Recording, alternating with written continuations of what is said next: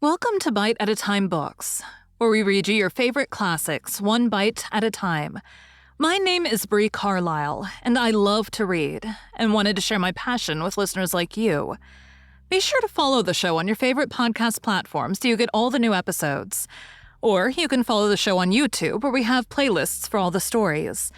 You can find us on all the social medias at Bite at a Time Books, or on our website, biteatatimebooks.com, where you can also sign up for our newsletter for more information on what we're reading and what's coming next for the podcasts.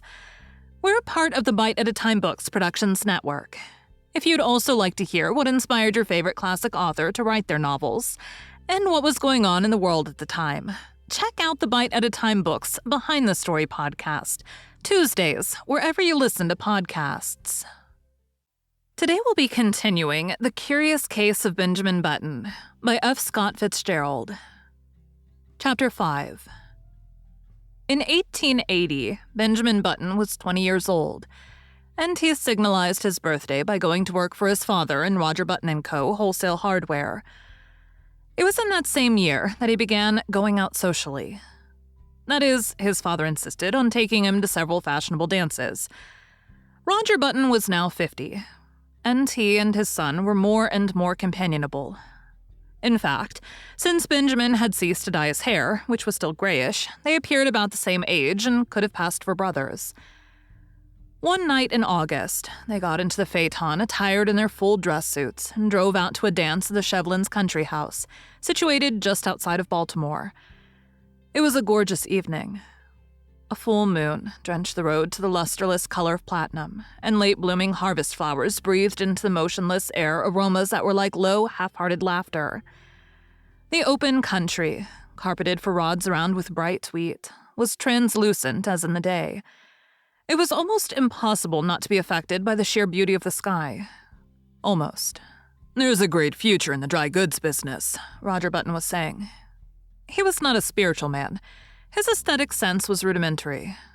"Old fellows like me can't learn new tricks," he observed profoundly. "It's you youngsters with energy and vitality that have the great future before you." Far up the road, the lights of the Shevlins' country house drifted into view. And presently there was a sighing sound that crept persistently toward them. It might have been the fine plaint of violins, or the rustle of the silver wheat under the moon. They pulled up behind a handsome brougham whose passengers were disembarking at the door. A lady got out, then an elderly gentleman, then another young lady beautiful as sin. Benjamin started. An almost chemical change seemed to dissolve and recompense the very elements of his body. A rigor passed over him. Blood rose into his cheeks, his forehead, and there was a steady thumping in his ears. It was first love. The girl was slender and frail, with hair that was ashen under the moon, and honey-colored under the sputtering gas lamps of the porch. Over her shoulders was thrown a Spanish mantilla of softest yellow, butterflied in back. Her feet were glittering buttons at the hem of her bustled dress. Roger Button leaned over to his son. "That," he said, "is young Hildegard Moncrief, the daughter of General Moncrief." Benjamin nodded coldly. "Pretty little thing," he said indifferently. But when the Negro boy had led the buggy away, he added, "Dad, you might introduce me to her." They approached a group, of which Miss Moncrief was the center. Reared in the old tradition, she curtsied low before Benjamin. Yes, he might have a dance.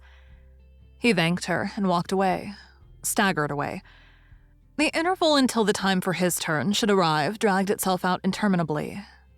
He stood close to the wall, silent, inscrutable, watching with murderous eyes the young bloods of Baltimore as they eddied around Hildegard Moncrief, passionate admiration in their faces. How obnoxious they seemed to Benjamin. How intolerably rosy. Their curling brown whiskers aroused in him a feeling equivalent to indigestion. But when his own time came, and he drifted with her out upon the changing floor to the music of the latest waltz from Paris, his jealousies and anxieties melted from him like a mantle of snow. Blind with enchantment, he felt that life was just beginning. "You and your brother got here just as we did, didn't you?" asked Hildegard, looking up at him with eyes that were like bright blue enamel. Benjamin hesitated. If she took him for his father's brother, would it be best to enlighten her? He remembered his experience at Yale, so he decided against it. It would be rude to contradict a lady. It would be criminal to mar this exquisite occasion with the grotesque story of his origin.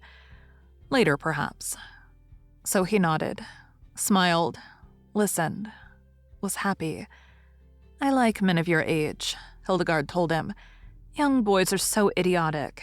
They tell me how much champagne they drink at college and how much money they lose playing cards.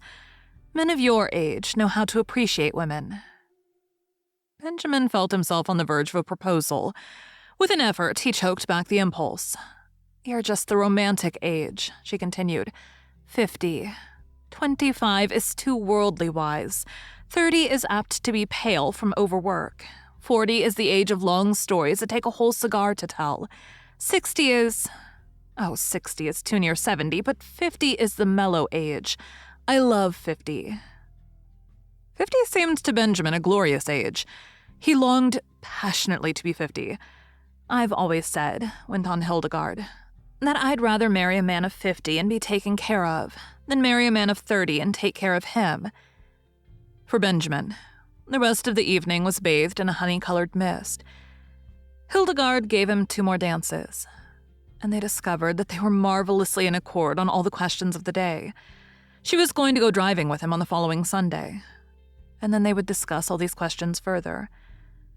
Going home in the phaeton just before the crack of dawn, when the first bees were humming and the fading moon glimmered in the cool dew, Benjamin knew vaguely that his father was discussing wholesale hardware. And what do you think should merit our biggest attention after hammers and nails? The elder Button was saying. Love, replied Benjamin absent-mindedly. Lugs? Exclaimed Roger Button. Why, I've just covered the question of lugs. Benjamin regarded him with dazed eyes just as the eastern sky was suddenly cracked with light, and an oriole yawned piercingly in the quickening trees.